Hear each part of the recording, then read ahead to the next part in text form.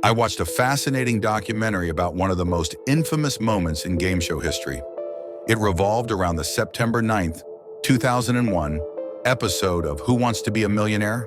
In the UK. The host, Tarrant, introduced 8 eager contestants, all hoping to win big. But before they could even sit in the hot seat, they had to pass the fastest finger first challenge. The question? Put the words in the correct order for the title of Agatha Christie's thriller, Death on the Nile. The fastest contestant was Major Charles Ingram, who completed it in just 3.97 seconds. It was impressive. Ingram had been on the show twice before, but had never made it this far. He confidently took his place in the hot seat, but that confidence quickly waned. Early on, he seemed unsure of many answers and burned through 2 of his 3 lifelines within the first 7 questions. Yet against all odds, he managed to keep answering correctly. Finally, he reached the ultimate question. A number 1 followed by 100 zeros is known by what name?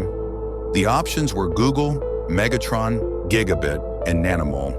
Ingram initially admitted he had never heard of a Google, but then, out of nowhere, he changed his mind. I really do think it's a Google, he declared. The tension in the studio was palpable. When Tarrant revealed he had just won £1 million, the room erupted in applause. Ingram had become only the 3rd person to win the jackpot on the show. But something didn't sit right. Behind the scenes, the showrunners were suspicious. How had someone who seemed so uncertain managed to win? A sound technician flagged unusual behavior during Ingram's run and alerted the show's CEO, Paul Smith, while the episode was still being filmed. The team reviewed the footage and noticed a strange pattern. Whenever Ingram read out the answer options, a cough would coincide with the correct one. For instance, when asked about Jacqueline Kennedy's second husband, he hesitated between the options before landing on Aristotle Onassis, right after a cough from the audience. The studio's cameras and microphones, typically used for capturing audience reactions, became crucial evidence. The technicians discovered that someone in the audience, later identified as Tequin Wittick, had been coughing deliberately to signal the correct answers to Ingram. The documentary delved deeper into the scandal. Ingram's sudden shifts in confidence, his wife's involvement, and Wittick's suspicious coughing led to a high-profile trial. Ingram and his accomplices were convicted of fraud, and their story became the basis for countless adaptations and discussions. Even now, 20 years later, the Ingrams maintain their innocence, claiming they didn't cheat. But the evidence is hard to ignore. What's even more intriguing is the revelation of an underground network that had been exploiting the game show for years, using similar tactics to win. The documentary not only explored the scandal, but also highlighted the statistical improbability of Ingram's success. The odds of guessing correctly through 7 questions with limited lifelines were astronomically low, just 0.003%. It was a captivating look at how a seemingly innocent game show turned into one of television's greatest heists. The documentary continued to unravel the incredible popularity of Who Wants to Be a Millionaire? At its peak. By 2001, the show had captivated a third of the UK's population, with 19 million people tuning in regularly. Among those obsessed with the show were Charles Ingram and his wife, Diana. Interestingly, this wasn't the Ingram family's first brush with the game. Diana's brother, Adrian Pollock, had been on the show 4 times, once making it to the hot seat and winning £32,000. Diana herself followed suit, also winning £32,000. But for Diana, this wasn't enough. She admitted to others that she felt she could have done better, even surpassing her brother. Getting on the show, however, was no easy feat. The selection process was brutal, with thousands, if not millions, of hopefuls vying for a spot. Yet the Ingram-Pollock family seemed to have cracked the system. Adrian even had a homemade fastest finger first console to practice on. The family was so confident in their methods that they considered publishing a book about how to succeed on the show. But as the documentary revealed, the Ingrams weren't the only ones who had figured out how to exploit the system. Some had taken it even further. When Charles finally got his chance on the show, his first day of filming ended after the £4,000 question. Backstage, the crew didn't hold back their skepticism. Many doubted he would make it much further. One even remarked, That poor Major has as much chance of reaching 32,000 pounds as going to the moon. Diana, known for her ambition, was undoubtedly frustrated. Charles, a well-educated man with degrees in engineering and management and a member of Mensa, seemed to be underperforming. That evening, as the couple drove home, they likely felt the weight of a missed opportunity. Determined not to let their chance at wealth slip away, Diana and Charles made a crucial phone call. They reached out to Tequin Whittock, a Welsh college lecturer and fellow game show enthusiast. Tequin, who had been trained by Diana and Adrian, was set to be in the studio the next day as a contestant. During the 5-minute call, the three allegedly devised a simple but effective plan. Charles would read out the possible answers, and whoever knew the correct one would cough at the right moment. The next day, Charles returned to the hot seat, armed with a new strategy. On camera, he explained his approach. "Last time I talked myself out of answers I should have known. This time, I'm going on the counterattack." What followed was a series of suspiciously dramatic U-turns. Time and again, Charles would claim he had no idea about a question, only to confidently choose the correct answer moments later. For instance, when asked about Craig David, he insisted he'd never heard of him, only to suddenly decide, "I'll go with Craig David," and win 32,000 pounds. The pattern continued. He wavered between Berlin and Paris for one question, eventually switching to Paris at the last moment and winning 500,000 pounds. Then came the infamous 1 million pound question, about a number followed by 100 zeros. Charles initially admitted he didn't know what a Google was, only to declare seconds later, "I really do think it's a Google." Behind the scenes, the studio microphones picked up 192 coughs during the taping, many of them coinciding with correct answers. Paul Smith, the managing director of Celador, the company behind the show, became increasingly convinced this wasn't a coincidence. He contacted the police and called Charles directly. Smith informed Charles of the suspicions and that the recording would not air, nor would the prize money be paid. Charles, sounding shocked, denied any wrongdoing, saying, "Good Lord, no. I completely refute that." The case went to trial a year and a half later, turning into a tabloid sensation. The story of a major committing fraud on national television was irresistible. In the end, Charles, Diana, and Tequin were all found guilty.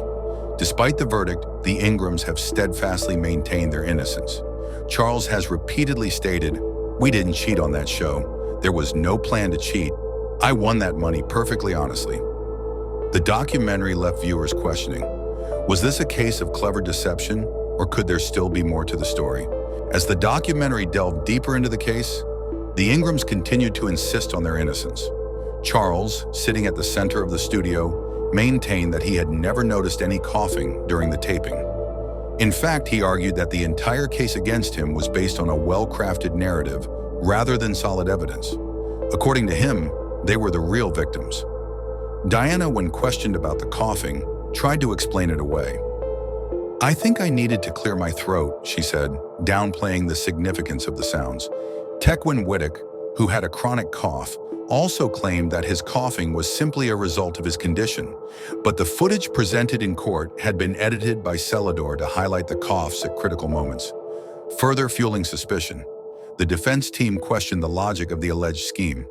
Why would three intelligent individuals, such as the Ingrams, use such a crude method to cheat? If they were truly trying to deceive, they could have devised a more sophisticated system, perhaps even coding the coughs to correspond with the answers. Tequin's role in the whole affair was also puzzling. He had supposedly coughed 19 times to hint at the correct answers. Yet when he was in the hot seat himself, he didn't perform as well. Why would someone who was so knowledgeable while helping Charles suddenly struggle when it was his turn to play?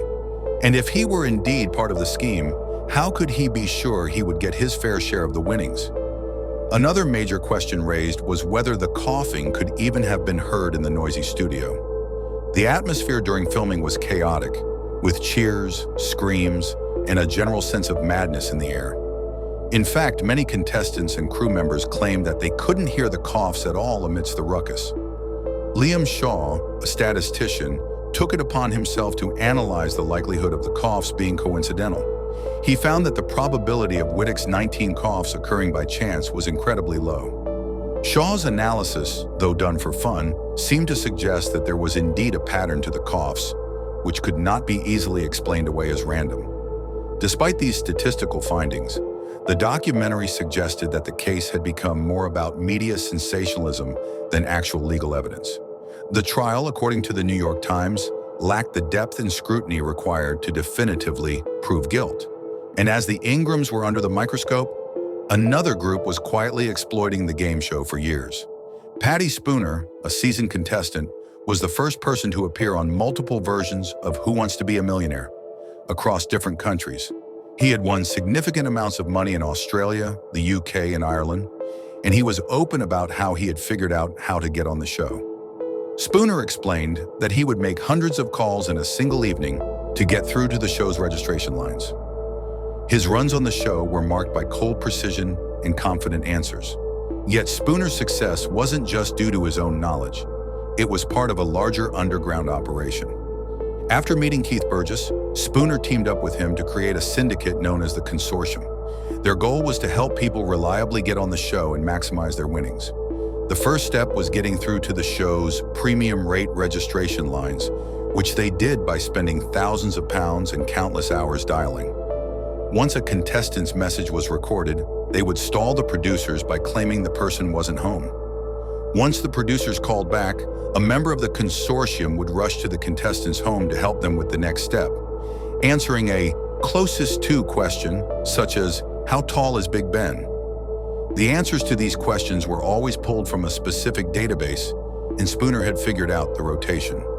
The final step was what Spooner called making fingers fast, getting the contestant to be quick with their answers. This underground network operated with a level of precision and planning that rivaled any professional operation. And while it was happening, the show's producers and viewers remained unaware of the elaborate scheme. The story of the consortium added another layer to the mystery surrounding Who Wants to Be a Millionaire and raised further questions about the integrity of the game. The documentary takes an even darker turn as it reveals the depth of the consortium's operation. Much like the Ingrams, their clients practiced on modeled buzzers, fine-tuning their skills to perfection. But it was step 5 that truly raised the stakes and made this scheme one of the most elaborate in game show history. Once a contestant was in the hot seat and used the phone a friend joker, the consortium would reroute the call to a safe house. There, a neutral person known as the voice would pick up, using a phone with a mute button.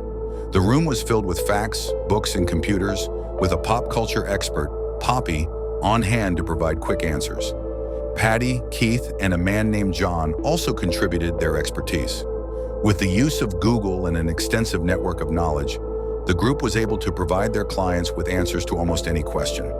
From 2002 to 2007, the consortium secured 200 spots on the show, with 55 clients making it to the hot seat and winning a staggering £4.2 million. This amounted to 26% of all the money won on the show during that period. However, their success came to an end when producers stopped giving second chances to contestants who weren't home for the callback, effectively dismantling step 2 of their operation. Despite the massive financial success of the consortium, none of their actions were considered illegal. Keith Burgess and Patty Spooner even published a book in 2021 detailing their operation. Spooner later met with Paul Smith in 2020, explaining exactly how they had pulled it off. Their success was untouchable, and they faced no legal consequences for their actions. In stark contrast, the lives of Charles Diana and Tequin Whittock were left in ruins. The media frenzy surrounding the Ingrams turned their lives upside down. They faced relentless harassment, including their cat being shot dead with an air gun, bags of vomit thrown at their home, and broken windows. Their 3 daughters were bullied at school, and Charles was forced to resign from the army. The family went bankrupt, and Whittock lost his job as a lecturer. In an absurd twist, Whittock had to trademark his own name to prevent a company from marketing a cough medicine using his name. The Ingrams, despite their claims of innocence, were destroyed by the public backlash, while the consortium walked away unscathed, leaving many to question the true nature of justice in this bizarre and complicated tale. The documentary closes by highlighting the stark contrast between the 2 stories. The consortium's carefully executed operation that went undetected for years, and the Ingrams' public humiliation and ruin, leaving viewers to ponder the deeper implications of cheating, justice, and the price of fame. Subscribe for more.